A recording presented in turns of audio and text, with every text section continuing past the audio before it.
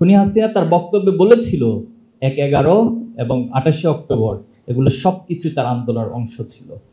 আজকে ইসলামী ছাত্র শিবির যে জায়গায় এসে দাঁড়িয়েছে, এটি হঠাৎ করে আসমান থেকে নাজিল হওয়া কোনো বিষয় নয়। প্রজন্মের আকাঙ্ক্ষার সাথে বোঝাপড়া করেই রাজনীতি করতে হবে ইনশাআল্লাহ।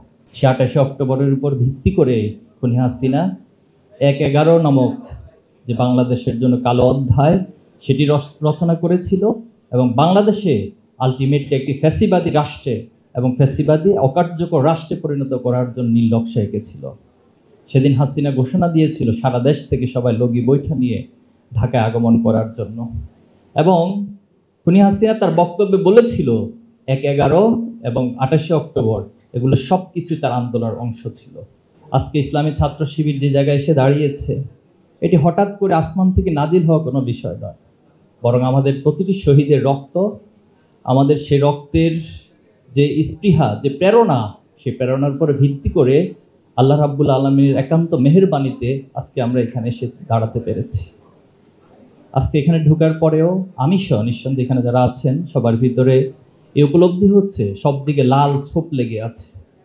আমাদের যেখানে বসেছি সেখানেও লাল, আমাদের উপরেও লাল, ৪-৫টা লাল হয়ে আছে।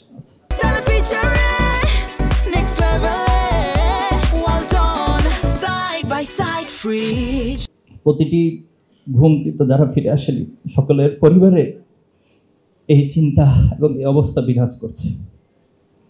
আমাদের অসংখ্য ভাইদেরকে হত্যা করার পরে লাশগুলোকে গুম করা হয়েছিল। চট্টগ্রাম বিশ্ববিদ্যালয়ের শহীদ আইনুল হক ভাই নামে আমাদের একজন ভাইকে শহীদ করা হয়েছে। এখনো পর্যন্ত তার পরিবারও জানে না তার লাশটা কোথায় আছে। আমাদের অনেক ভাইদেরকে হত্যা করে তাদের চোখগুলো উপরে ফেলা হয়েছে। তাদের মায়েরা বলেছিল যে আমার সন্তান কি এমন অপরাধ করছে, তাকে মেরেছ, কিন্তু তার চোখটাও কি উপরে ফেলা দরকার ছিল? এ ছিল বাংলাদেশের চিত্র।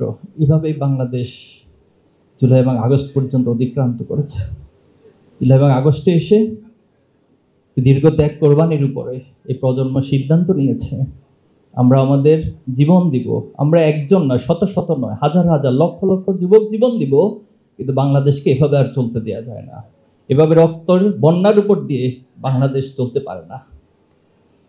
আলহামদুলিল্লাহ, আল্লাহর একান্ত মেহেরবানি, আমাদের শাহাদাতের পথ মারিয়ে আজকে বাংলাদেশ একটি ফ্যাসিবাদ মুক্ত বাংলাদেশ এবং হত্যা, গুম, খুন মুক্ত একটি বাংলাদেশের দিকে অগ্রসর হচ্ছে। আমরা আশা করব অদূর ভবিষ্যতে আর কেউ এই বাংলাদেশ হাসিনার মতো হয়ে ওঠার চেষ্টা করবেন না। হাসিনার মতো খুনির মানসিকতা কেউ পোষণ করবেন না। হাসিনার মতো গুম করার মানসিকতা কেউ পোষণ করবেন না। যদি করে থাকেন তাহলে হাসিনার যে পরিণতি, তার চেয়ে ভয়াবহ পরিণতি আপনাদেরকে ভোগ করতে হবে। এবং সেদিন আপনার প্রজন্মকে দায় দিবেন না। যদি আপনারা সেই একই মানসিকতা লালন করে বাংলাদেশকে পরিচালনা করার চিন্তা করেন, তাহলে এটা আপনাদের সবচেয়ে বড় ভুল হবে, সবচেয়ে বড় বুমেরাং সিদ্ধান্ত হবে। আমি আশা করব একটি সাংস্কৃতিক পরিবর্তনের মধ্য দিয়ে, একটি রাজনৈতিক ধারার পরিবর্তনের মধ্য দিয়ে এই প্রজন্ম যে প্রত্যাশা করে, যেমন বাংলাদেশ দেখতে চায়, যেমন রাজনীতি দেখতে চায়, আগামী দিনে যারাই রাজনীতি করবেন তাদেরকে প্রজন্মের এই চিন্তার সাথে, প্রজন্মের আকাঙ্ক্ষার সাথে বোঝাপড়া করেই রাজনীতি করতে হবে ইনশাআল্লাহ। আমরা আজকের এই প্রোগ্রামে আপনারা কষ্ট করে এসেছেন, এই জন্য আন্তরিকভাবে ধন্যবাদ, কৃতজ্ঞতা জানাচ্ছি। আমি বিশেষ দুটি দাবি জানাতে চাই। যেহেতু জুলাই এবং আগস্টকে কেন্দ্র করে ট্রাইব্যুনাল গঠন হয়েছে, যদিও এর মধ্যে অনেক ধীরগতি হচ্ছে কাজগুলো, বিচারগুলো, কিন্তু আমরা প্রত্যাশা করি ট্রাইব্যুনালে যারা দায়িত্ব পালন করছেন তারা সততা, নিষ্ঠা এবং দায়িত্ববোধের সাথে প্রফেশনাল জায়গাকে ঠিক রেখে এই বিচারকে সঠিকভাবে তারা অগ্রসর করবেন, সম্পন্ন করবেন।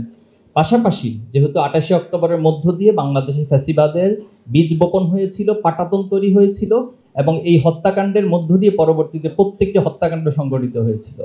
এই জন্য এই হত্যাকাণ্ডের যারা জড়িত ছিল, এটা যদিও মামলা হয়েছিল, চার্জশিট হয়েছিল, কিন্তু হাসিনা ক্ষমতায় এসে এই সবগুলো মামলাকে তারা প্রত্যাহার করে নিয়েছিল।